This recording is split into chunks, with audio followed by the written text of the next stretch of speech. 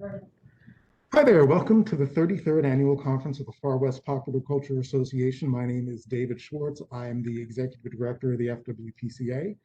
And before we get started, I'd like to thank several people and organizations. First of all, the university libraries for hosting us here. Several of your moderators are going to be in the Rhyolite room. This is why you'll see some of us wearing masks, because we're complying with the building protocols here. I'd like to thank Gary Totten and the English department for their support of the Far West Popular Culture Association over the years, and this year especially when we've had very challenging circumstances. I'd like to thank our track moderators. We have Marta Saligo, Claudia Chiang Lopez, Sean Clark, and Ben Morse, and Chantel Mitchell for helping us throughout the process, for helping me a lot. And now we're here. We're not at a place where we thought we would have been a year ago, but this is where we are. And we've gained and we've lost a lot over the past year.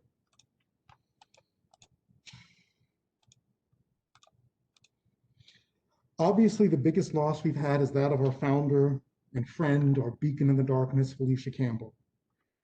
Her lifelong friend, H. Peter Steeves, started a really remarkable obituary of her that he wrote, which I encourage you to see. It's on our website, FWPCA.com.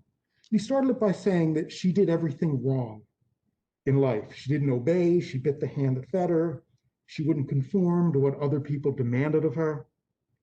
And he was right about that. And I think each of us here, each of us listening now, are better people for it. She was the queen of popular culture. She was a caring teacher. She was a fearless scholar. She was a crusader for what was right. She was a mentor, she was a friend, she was a mother. She was part of all of our lives.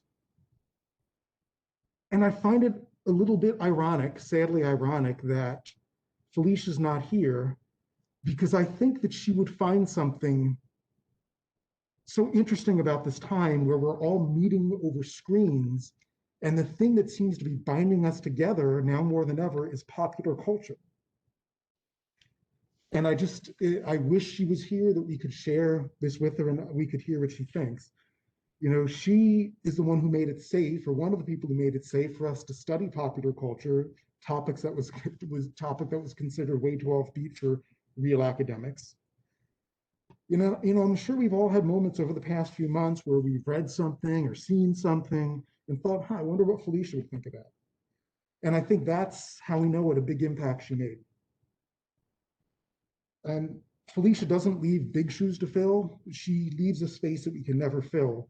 No one is ever going to be the teacher she was at UNLV. Nobody can do what she did. She really was one of a kind. But we're all going to continue being inspired by her. Here she is, UNLV.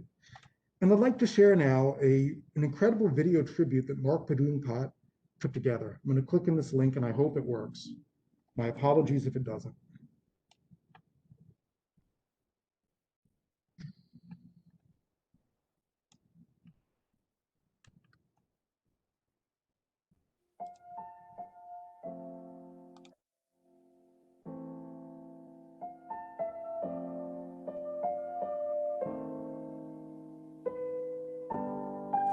Felicia was a fighter, an optimist, a fantastic teacher, mentor, and friend. She was loyal.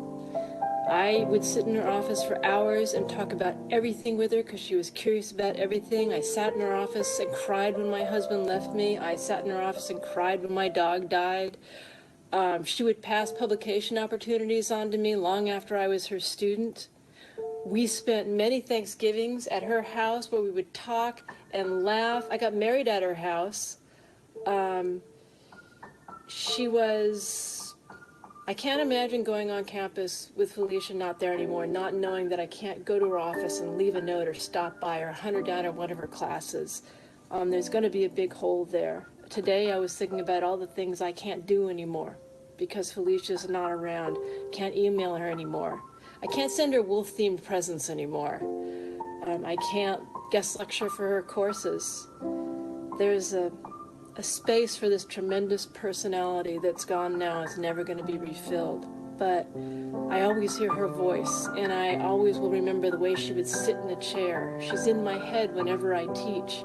I want to live up to her standards. I want to see my students the way she saw them, and I want to keep reading the weird books and writing the weird papers that she promoted. And dead or alive, Felicia, you were and will always be my friend, and I will always love you very much.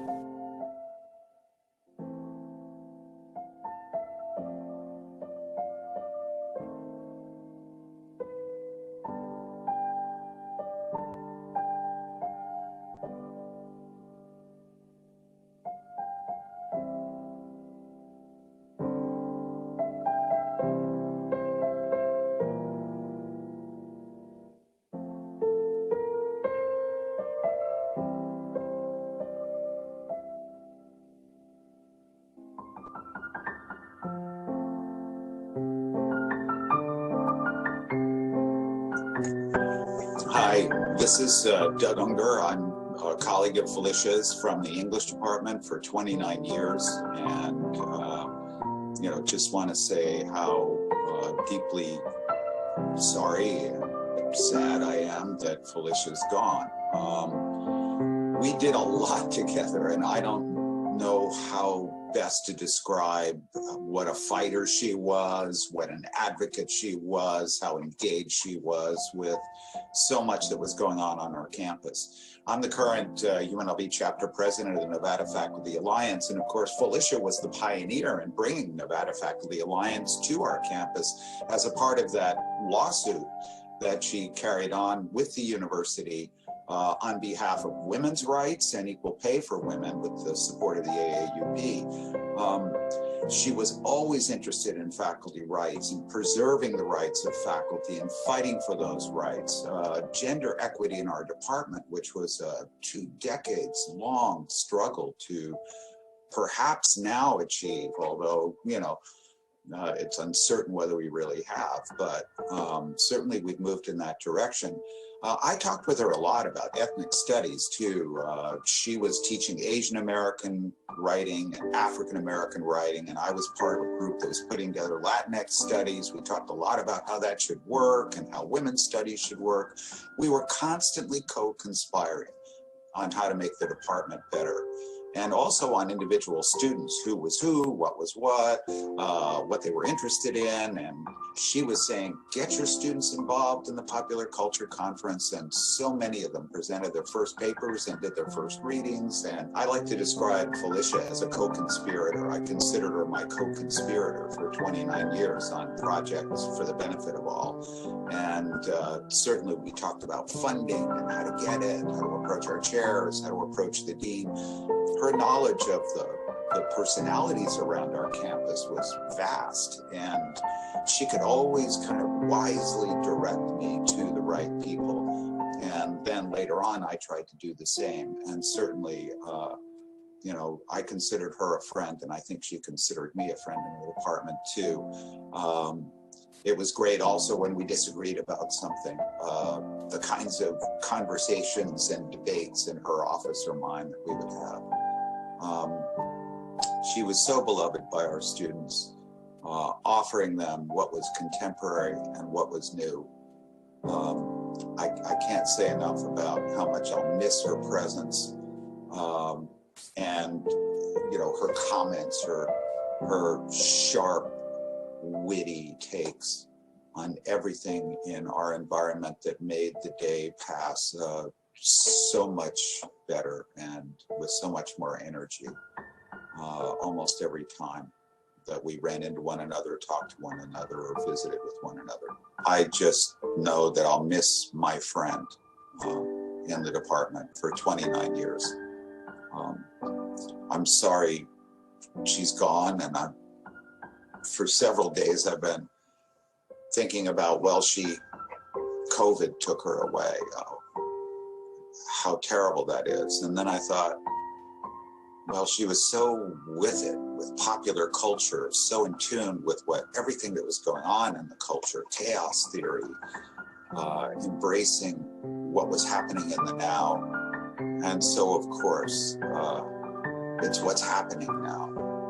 And she would be a part of that.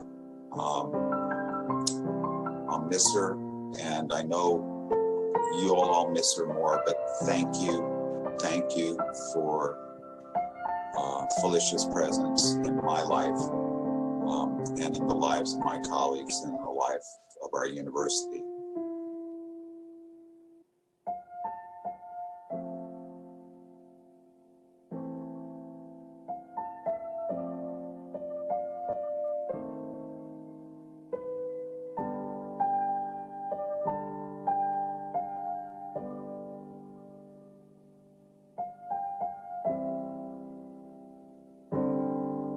Hi, my name is Kylie, and I was one of Professor Campbell's students.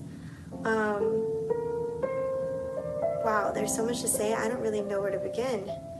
Professor Campbell was amazing. She was so brilliant, but fierce. She was probably one of the strongest women I have ever known.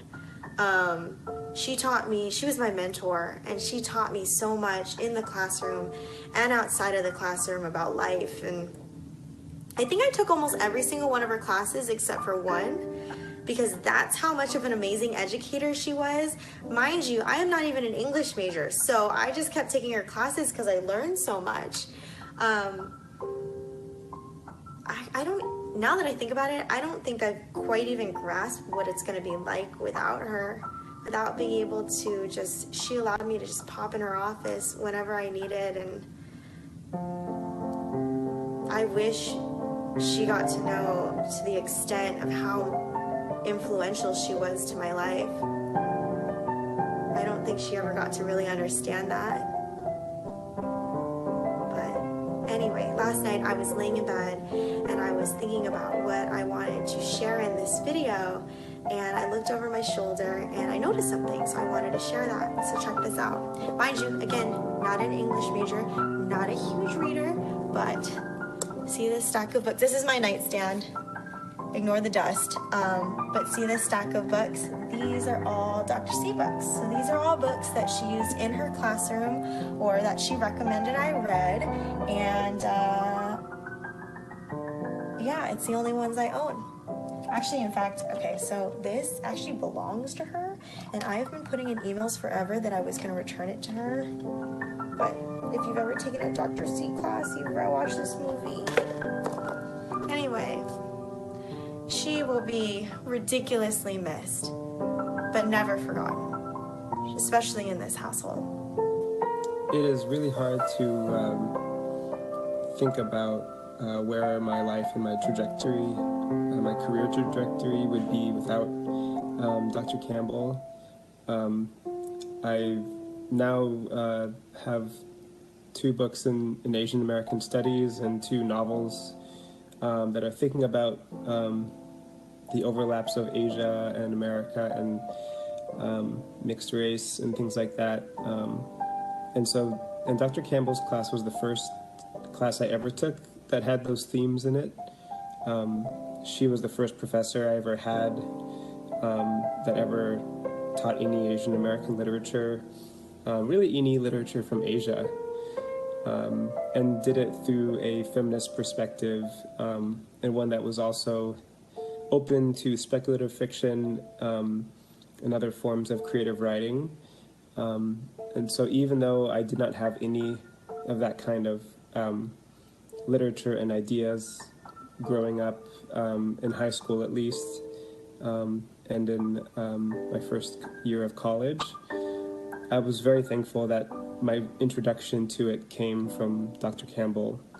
So I was able to start believing that this literature already had a kind of feminist bent to it, and I was able to absorb everything through her eyes and her point of view from the beginning.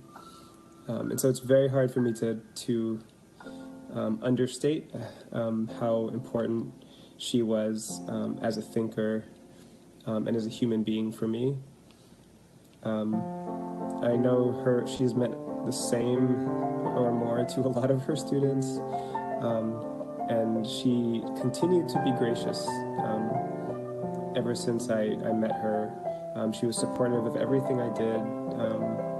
After I left UNLV, and decided to travel abroad and get my doctorate at the University of Washington, I could always, follow her on social media, and she would keep up with what I was doing and just be there and be present and be supportive. And then when my first book came out, she invited me to UNLV to give a talk, and offered to have the book reviewed. And yeah, it's again, you can't understate just how powerful that is. Not only as a beginning, but as a thorough line through everything that I do. And so she lived a very amazing life. And I hope that as we all continue to grow, we can keep her in our thoughts and in our memories.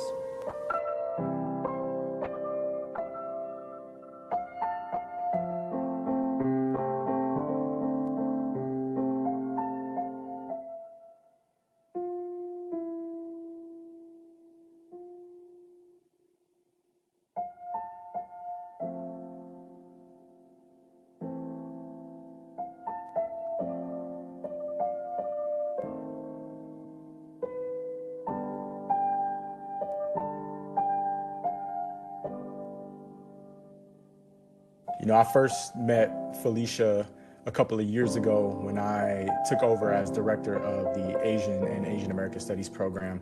And, she was so incredibly generous with her time and with her energy, offering to meet, and even though she couldn't meet beyond FDH, she still wanted to meet just to give, and share her institutional memory and her memory of the program and building and developing the program over the years. And so even though I had known about Felicia for quite some time, I didn't really get a chance to know her until I took over as director. And, she became one of my most favorite people pretty quickly. And, soon I was, being invited, she was inviting me to give guest lectures in her Asian lit class. And, I'm not a literary scholar, but, I think she just really valued my work and wanted her students to meet and engage with faculty of color on campus. And so I was always appreciative of Felicia for that. And then we became Facebook friends, and you all know the kind of stuff that she posted. She became my favorite person really, really quickly then. I just realized and recognized that not only was she committed to a kind of radical feminist politics and was willing to actively fight for justice and equity, but she was also committed to anti-racist work and to challenging white supremacy. And so, her Facebook posts demonstrated that and made it clear to me that she was committed to that work. And I'm gonna miss Felicia for all of those things, but I'm really gonna miss the time I got to spend with her when I would guest visit and guest lecture in her Asian lit class, because that's where I really got to know Felicia. That's where I really got to talk to her and to see just how sharp and funny and just incredibly vibrant she really was. And I'm thankful for that time that I got to spend with her. So Felicia, just want to say that I'm really gonna miss you. I'm really gonna miss our conversations. I'm gonna miss guest lecturing in your courses. But I am really thankful that we got to exchange an email a couple of months ago, right as COVID hit. And I didn't know obviously that it was gonna be our last email, but I'm glad that I was able and felt compelled to tell you how grateful that I was that we got a chance to work closely together these last couple of years. And so I'm forever grateful for that. I'm forever grateful for you. And I'm glad that we got to spend some time on this earth together. And wherever you are, I hope that you are, in peace and at peace, finding joy. And, we are all gonna miss you. Your students are gonna miss you.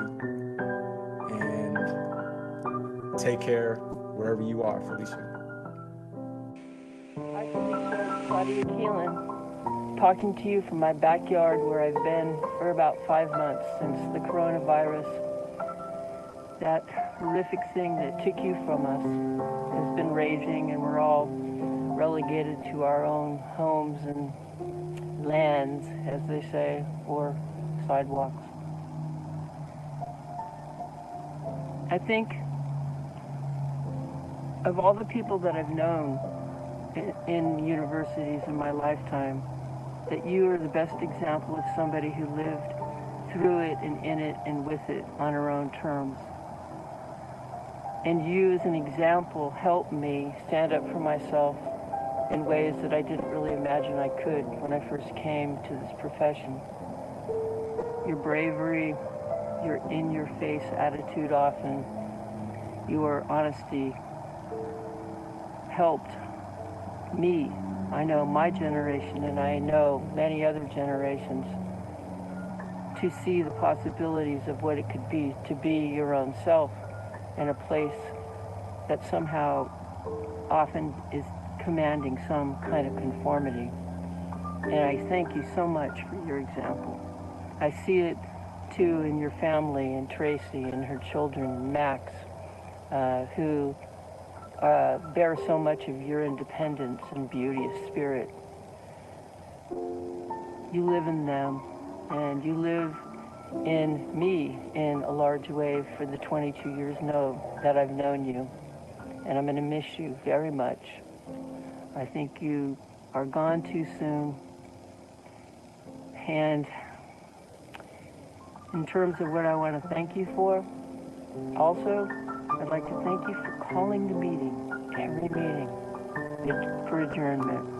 You saved so many blessed minutes of my life and everyone's by doing so. And if you go, wherever we go when you leave this place, to where Robert, who of Robert's Rules of Orders is, please just adjourn the meeting for good and tell him to go somewhere else. I think he could use that advice. I'm going to miss you so much. Love you. Safe passage, dear sister.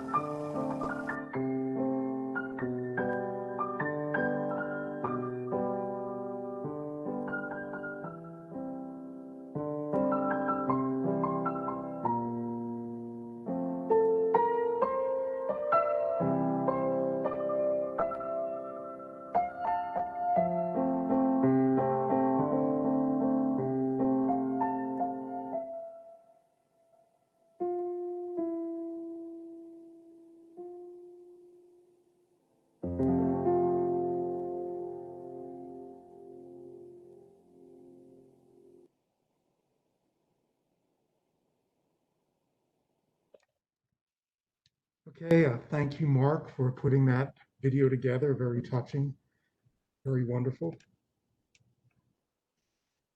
And I think we owe it to Felicia to continue in her footsteps, to continue on with this conference that she loved so much.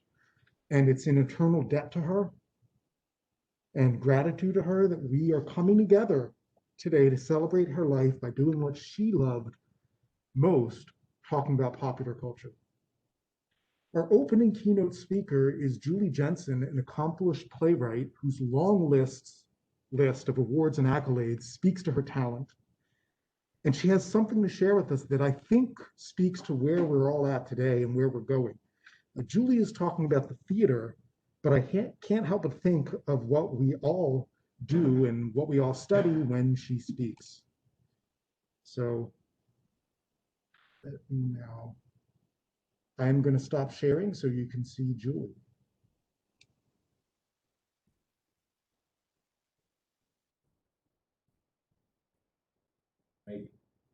Yeah, let me find Julie here. Just bear with me for a second.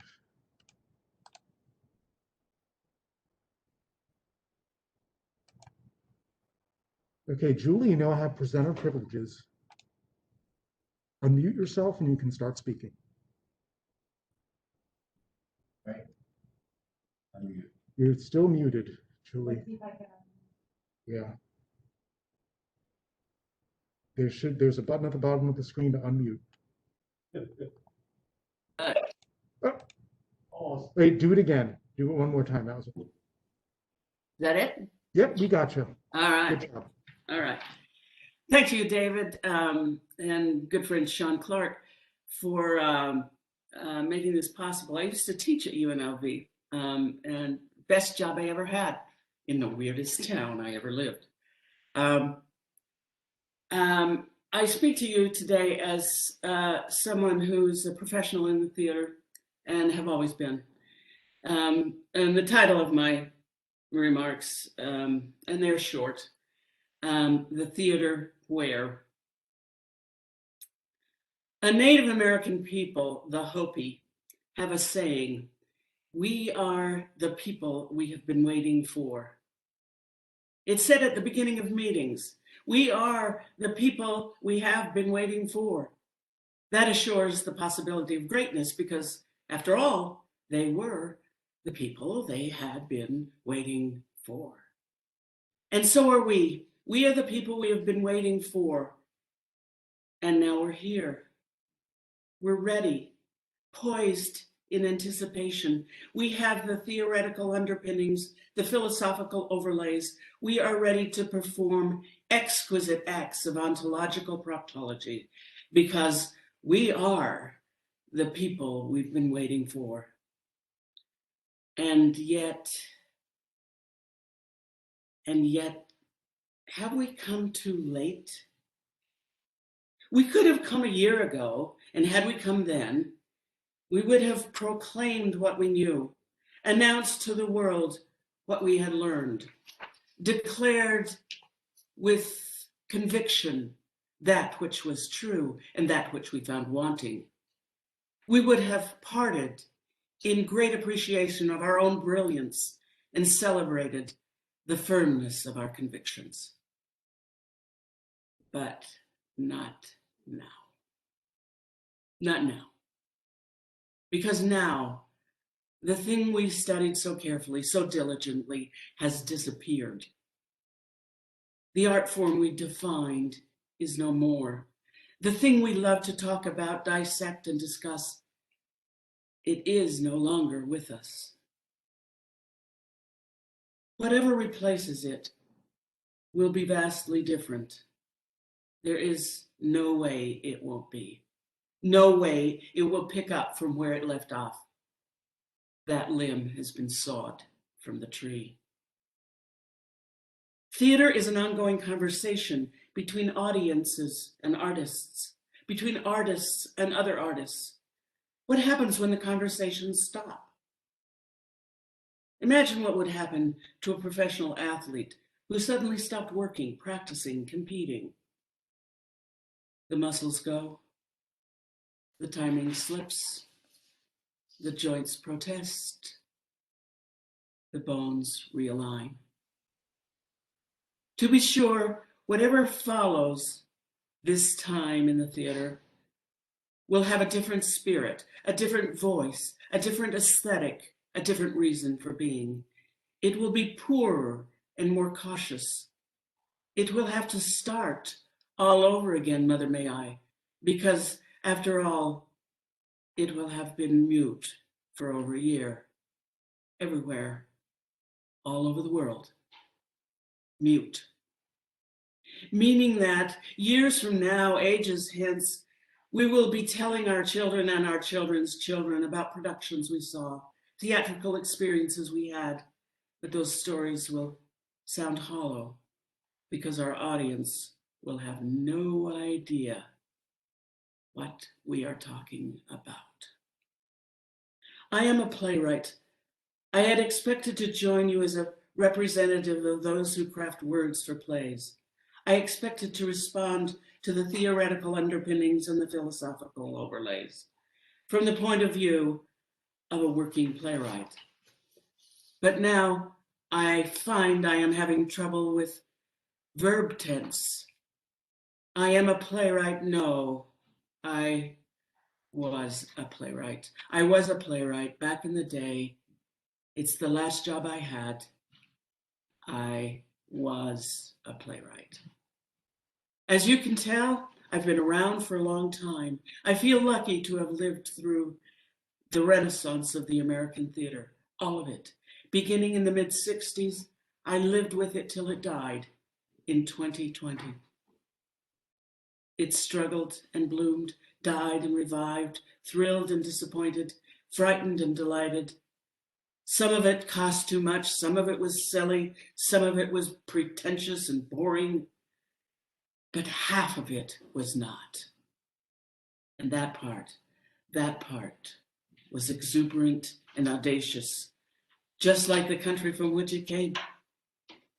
Edward Albee, August Wilson, David Mamet, Sam Shepard, our shepherds, Marcia Norman, Beth Henley, our patron saints, Paula Vogel, Irene Fornes, Lynn Nottage, forever lovers, Sarah Rule, Brandon Jacobs Jenkins, Annie Baker, Stephen Adley Gurgis, and 1,000 others.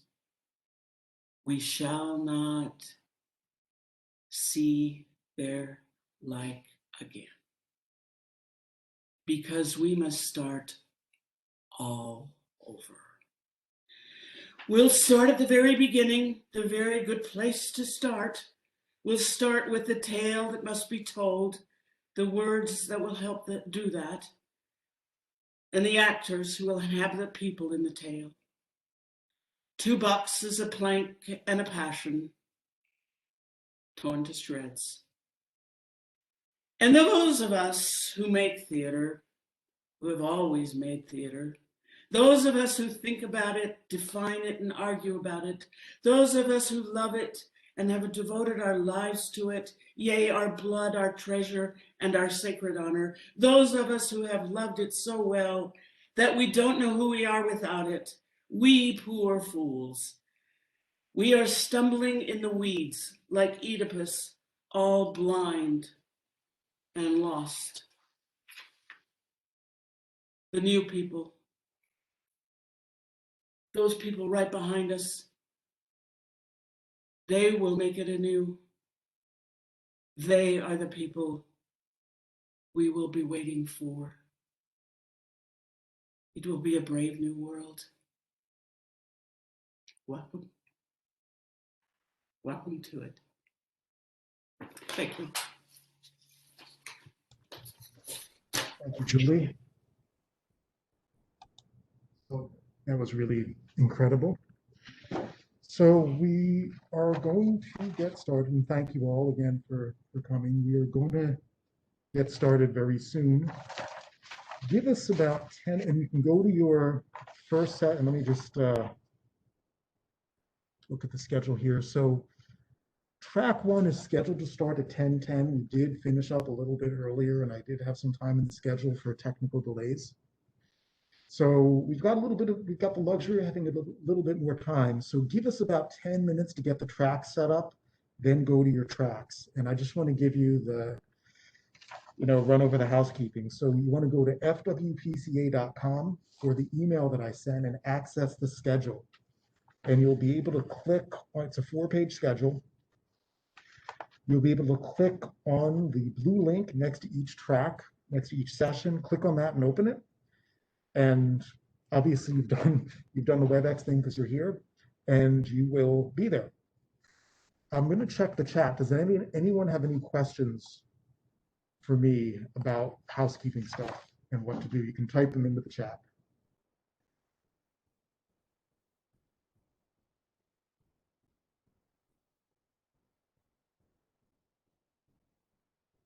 And I would look, when you get in there, if you're a presenter, I would look for your host, your track moderator in track 1. That's Marta Saligo. In track 2, that's Claudia Chang Lopez. Track 3 is Sean Clark, and track 4 is Ben Moore. So look for them, and they will be able to unmute you so you can do your thing, so you can present. So thank you, everybody, for getting this far. Again, give us about 10 minutes. We can come into the sessions, and session 1 is going to be able to go till 11:10.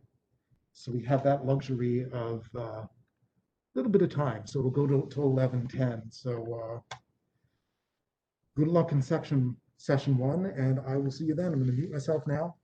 If you're in track 1, stay here. If you're in track 2, 3, or 4, give us about 5 or 10 minutes to get set up, and we'll see you there.